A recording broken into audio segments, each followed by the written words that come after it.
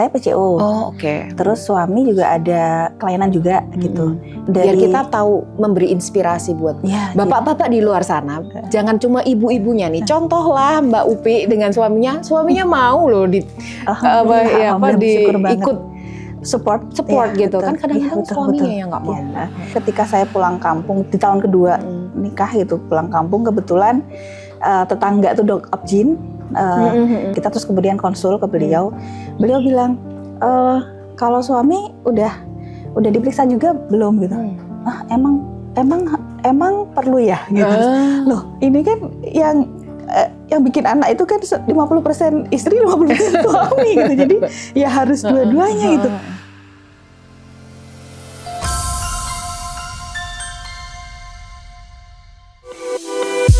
Dapatkan novel eksklusif bertanda tangan karya Hanum Rais dan Rangga Almahendra. Klik link di deskripsi.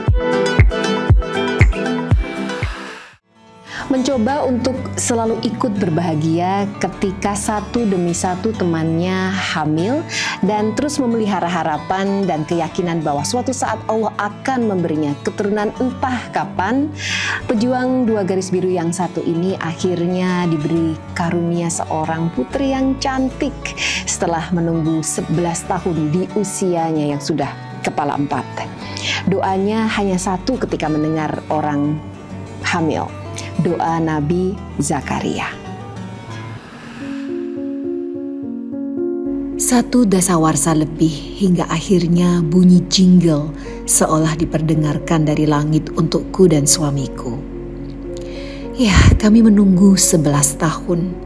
Dan saat usiaku mencapai 40 tahun, usia di mana orang bilang usia beresiko untuk punya anak bagi ibu dan bayinya, Allah meyakinkanku bahwa aku bisa hamil setelah sekian purnama menunggu.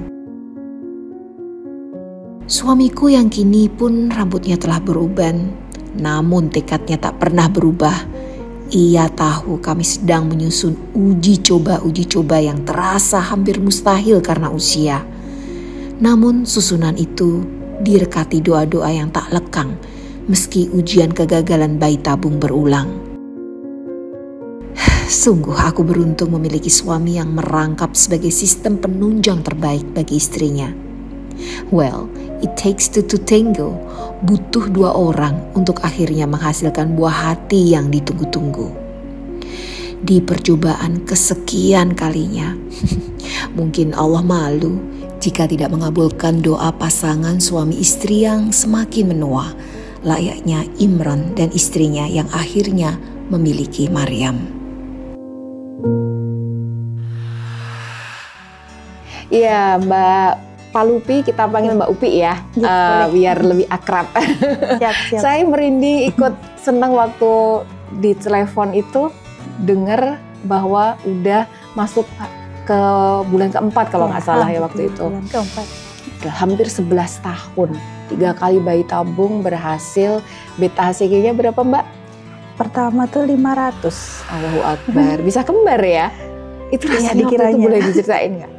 Itu benar-benar kan karena pernah 2 kali gagal. Jadi yang pertama gagal pengupas ketika pengumuman itu ekspektasi tinggi kan, begitu ternyata gagal, shocknya tuh benar-benar yang kayak apa ya, dijatuhkan gitu dari tempat ya gitu, kayak terhempas gitu.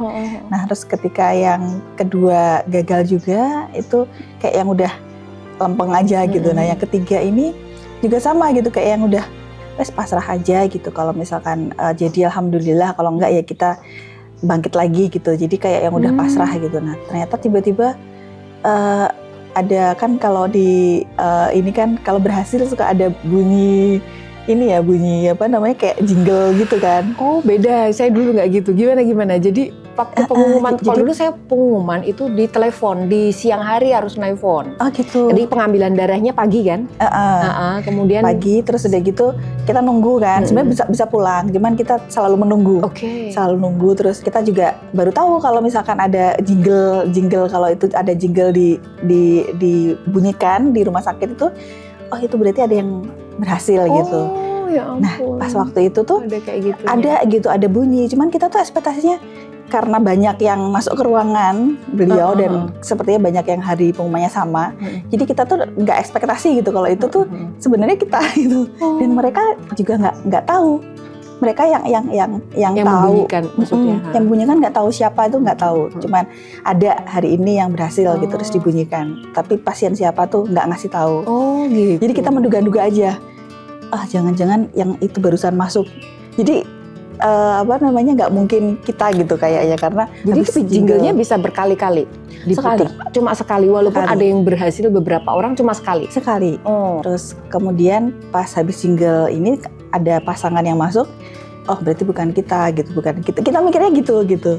Ternyata nggak seperti itu. Jadi nggak ada yang tahu pasangan yang mana gitu yang itu berhasil. Nah ternyata ya itu tadi udah pasrah. Begitu ternyata kita dipanggil dan dikasih tahu kalau itu gitu. Boleh tahu nggak detik-detik duduk ya? Duduk dulu ibu, bapak gitu. Itu langsung dari dokter? Langsung ke dokter. Waktu itu yang dokter memberi tahu pengumuman? Langsung dokter. Dokter Auki. Oh dokter Auki, ya. Jadi waktu ini berhasil gitu, kayak masih nggak percaya atau gimana? Atau beneran dok? Atau gimana ekspresi yang? Kalau saya nggak percaya, saya kayak yang nggak percaya, masih bengong. Tapi kalau suami bereaksi cepat langsung sujud syukur gitu. Kalau saya masih Pak Mirwan ya. Iya. Kalau suami langsung begitu suami sujud syukur tuh saya baru kayak ini beneran gitu, baru kayak gitu. Iya.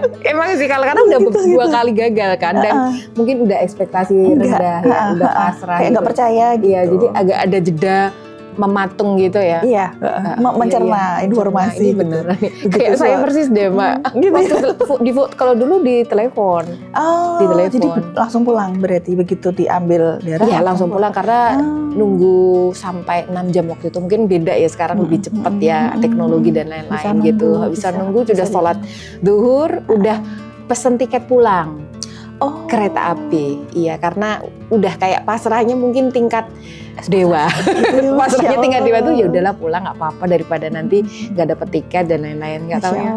Itu kayak semacam mendahului ya keinginan Allah, ternyata berhasil kok gitu ya. Tapi kembali lagi Mbak.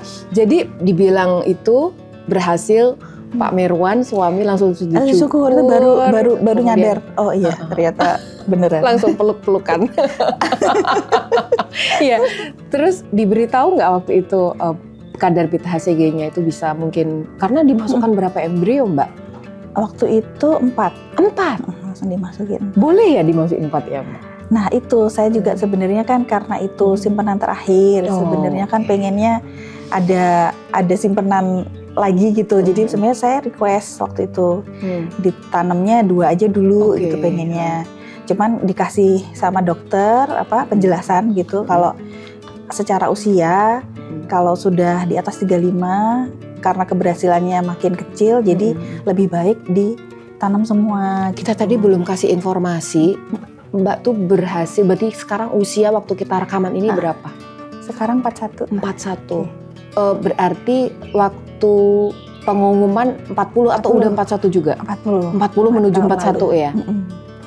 Jadi memang secara usia memang kategori punya resiko ya, sehingga kemudian juga resiko juga kemungkinan untuk menempel juga lebih kecil sehingga probabilitasnya kecil sehingga lebih ditanam sampai 4 embrio itu ya.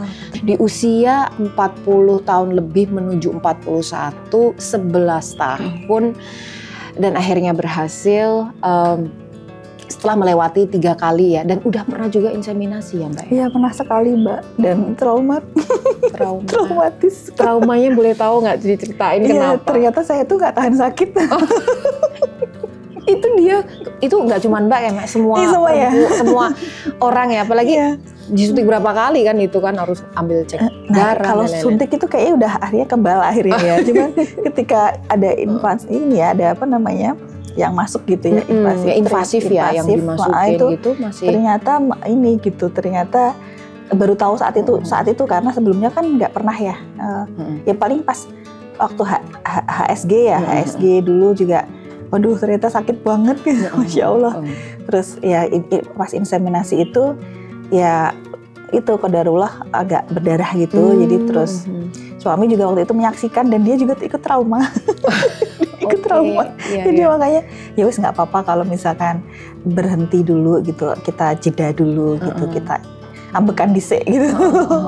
Ikhtiarnya gitu. Oke. Jadi kita ini balik cerita dari awal, ikhtiarnya itu pertama kali sudah juga ikut terapi-terapi mungkin ya, dan pernah ikut inseminasi, dan kok qadarullahnya ketika inseminasi itu ada semacam presiden gitu atau semacam pengalaman yang kurang menyenangkan gitu, karena ada tindakan yang membuat berdarah dan itu kayak traumatis untuk mencoba lagi gitu. Tapi dari dokter sendiri waktu itu sebetulnya ada nggak sih rekomendasi untuk emang inseminasi itu akan berhasil, atau misalnya ikhtiar atau program lain, atau seperti apa?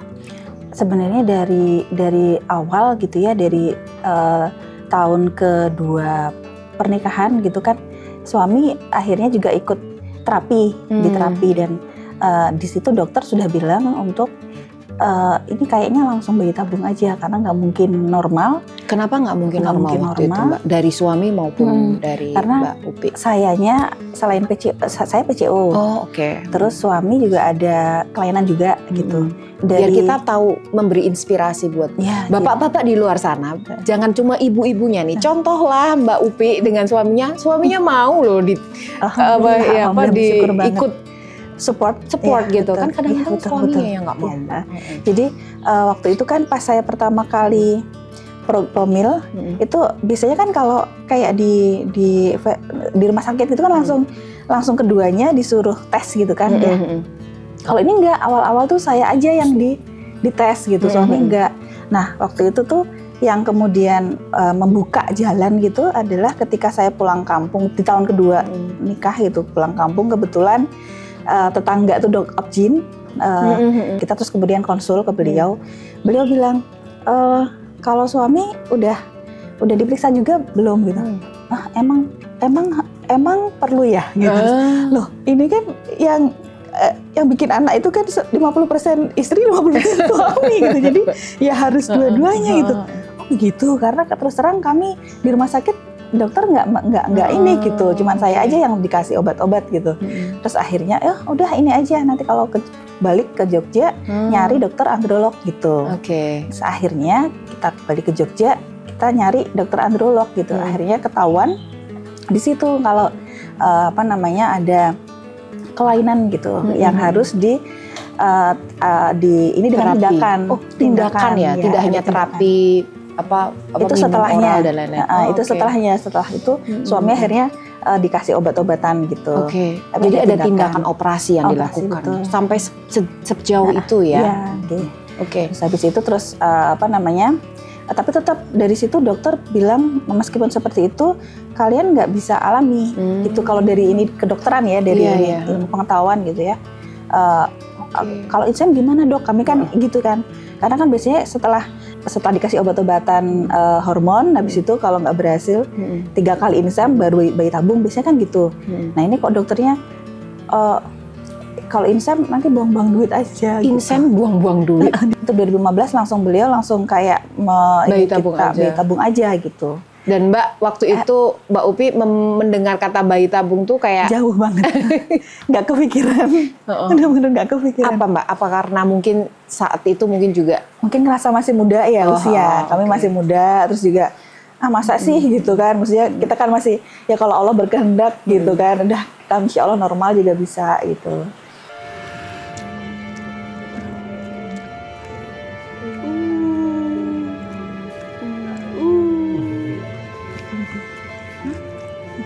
Dan ketika itu sudah terjadi tuh kami sudah sangat-sangat bersyukur sampai melupakan bahwa ternyata kami sudah 11 tahun menanti. Tapi itu sampai tidak muncul karena kami sangat concern terhadap dua-duanya ini. Alhamdulillah selamat.